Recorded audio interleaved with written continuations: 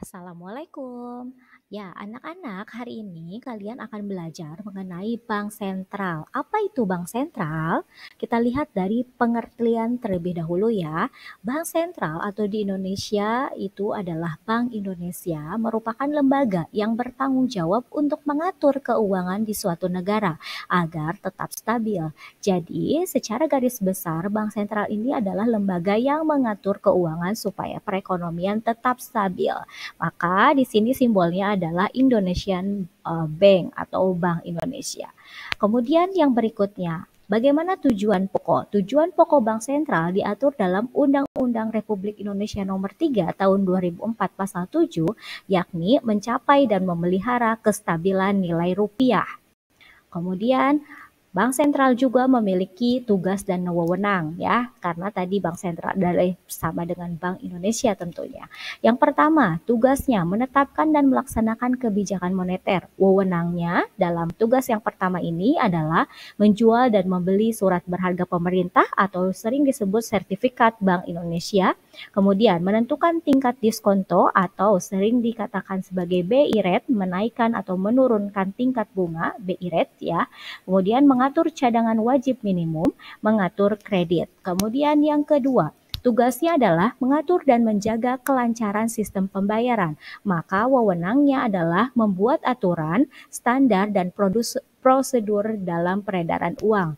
Kemudian yang ketiga adalah menjaga stabilitas sistem keuangan. Maka wewenangnya adalah mengawasi kegiatan lembaga keuangan, mengakses informasi mengenai stabilitas keuangan, dan yang terakhir adalah sebagai lender of the nation, yakni memberikan bantuan kepada bank umum ketika terkendala dana.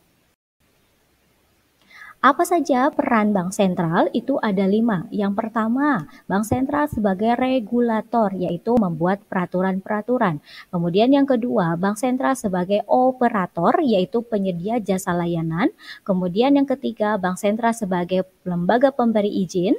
Kemudian yang keempat adalah sebagai pengawasan. Dan yang kelima sebagai fasilitator, yaitu memfasilitasi pengembangan sistem.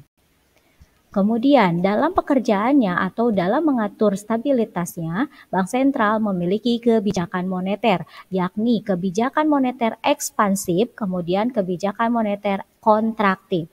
Kebijakan moneter ekspansif yaitu kebijakan menambah jumlah uang beredar, berarti keadaan perekonomian sedang ada lesu atau terjadi adalah deflasi. Kemudian yang kedua adalah kontraktif. Kontraktif adalah kebijakan yang membuat jumlah uang beredar berkurang. Hal ini terjadi ketika perekonomian mengalami inflasi, yakni kenaikan harga secara umum dan terus-menerus. Kemudian, apa saja untuk melakukan kebijakan moneter yang tadi, yakni dengan instrumen atau alatnya. Satu, operasi pasar terbuka, yakni menjual atau membeli sertifikat Bank Indonesia. Kemudian yang kedua adalah politik diskonto, yaitu menaikkan atau menurunkan tingkat bunga atau istilahnya adalah BI rate. Kemudian yang ketiga adalah giro wajib minimum atau kas rasio, yakni menaikkan atau menurunkan cadangan kas dari bank umum kepada Bank Indonesia. Kemudian yang keempat adalah kredit ketat. Ini melihat ke bagaimana jumlah peredaran uang. Ketika jumlah uangnya itu banyak, maka dilakukan kredit ketat. Ketika tidak, jumlah uang beredarnya itu terlalu sedikit, maka tidak dilakukan kredit ketat. Sehingga dapat disimpulkan dari beberapa penjelasan tadi, Bank Indonesia ataupun Bank Sentral adalah lembaga yang mengatur lalu lintas nilai uang supaya nilai uang tetap stabil. Sekian dan terima kasih.